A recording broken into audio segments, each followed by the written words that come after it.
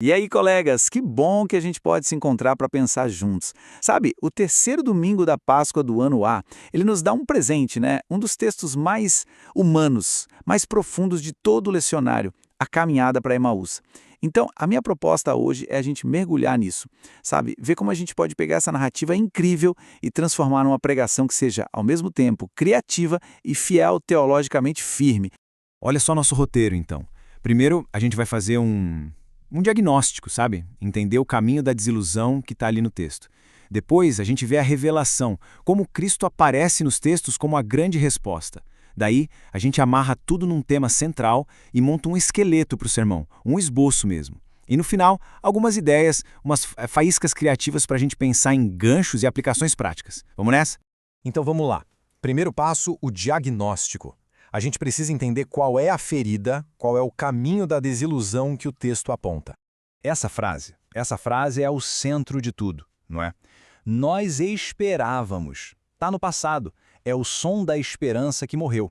Esse verbo esperávamos, ele tem um peso enorme. É a confissão de um sonho que, na cabeça deles, já era. Estava morto e enterrado junto com Jesus. E o mais impressionante é como isso ecoa até hoje, né? Nas nossas comunidades.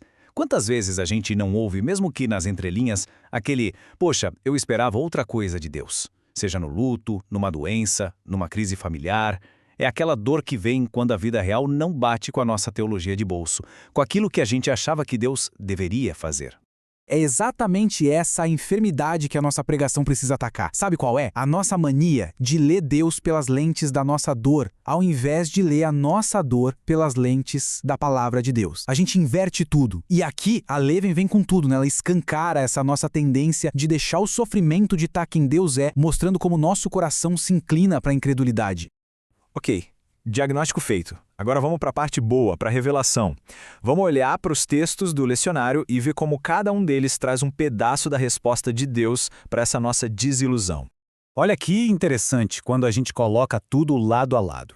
Em Lucas, Jesus se aproxima de quem está confuso. Em Atos, a promessa alcança quem está longe. Em 1 Pedro, o sangue resgata quem está perdido em futilidades.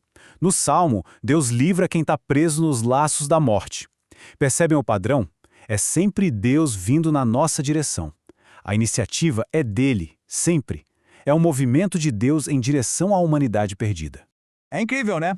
Jesus não fica esperando eles se tocarem e voltarem para Jerusalém. Nada disso. O texto é claro. O próprio Jesus se aproximou e começou a caminhar com eles. Ele vai junto, na direção errada. Isso é a personificação da graça que vem primeiro. É o que a gente chama de graça preveniente, né?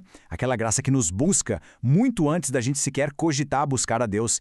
E aí, Pedro, lá em Atos, pega essa promessa e, bum, ele a expande.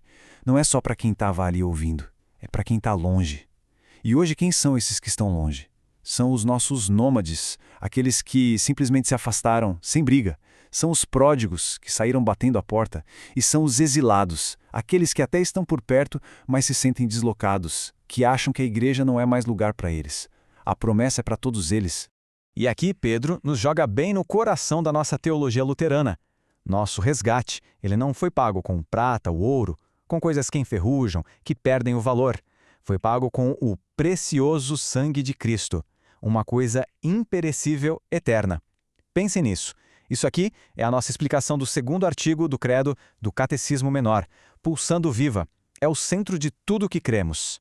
Beleza, a gente já viu o problema e já viu a solução que os textos apontam. Agora, como a gente traduz isso num tema? Numa frase que amarre toda a pregação?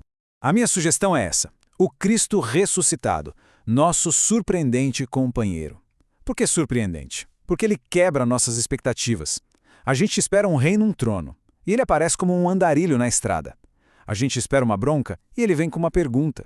Ele nos encontra bem ali, na poeira da nossa confusão, da nossa decepção. Ele é a surpresa de Deus para nós.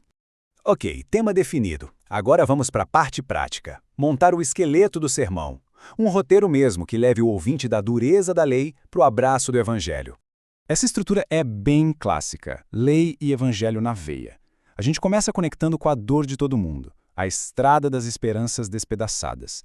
Depois, a lei age, nossos olhos fechados pela dor, mostrando nossa condição. E então vem o evangelho, a virada, O próprio Jesus se aproxima. A partir daí, a aplicação, onde a gente encontra esse Cristo hoje, na palavra e no sacramento. E a conclusão nos lança para a missão. A gente passa de fugitivos a testemunhas. É uma jornada completa. Para fechar, vamos acender umas faíscas criativas. São alguns ganchos, algumas ideias dos textos que podem dar um tempero especial para o sermão, sabe? Aquelas coisas que ajudam a mensagem a grudar na mente e no coração do povo. Essa palavra aqui é um achado, paroikos, é como Cleofas chama Jesus. Basicamente, forasteiro, migrante. Eles olham para Jesus e pensam, esse aí está por fora, não sabe de nada. A ironia é gigantesca, porque é justamente esse estranho, esse forasteiro, que entende a história deles e a nossa história melhor do que nós mesmos. Puxa, que imagem forte para a gente usar hoje. Outra ideia é a do quebra-cabeça da ressurreição. Pensa bem, nenhum discípulo sozinho tinha a imagem completa. Maria Madalena tinha uma peça, Pedro e João outra, os de Emaús mais uma. A gente precisa juntar as peças. Isso nos lembra que a nossa fé é comunitária. É na mútua consolação dos irmãos, como dizia Lutero, que a gente começa a ver a imagem maior. Ninguém de nós tem a tampa da caixa do quebra-cabeça. E Pedro martela essa tecla, né? Nossos sentimentos vêm e vão. Nossas esperanças aqui na terra, elas murcham. Mas diz ele, nós fomos gerados de novo por uma semente que não estraga, que não morre. A palavra do Evangelho. É isso que nos dá uma identidade firme, uma esperança que não é baseada no que a gente sente, mas no que Deus falou e fez.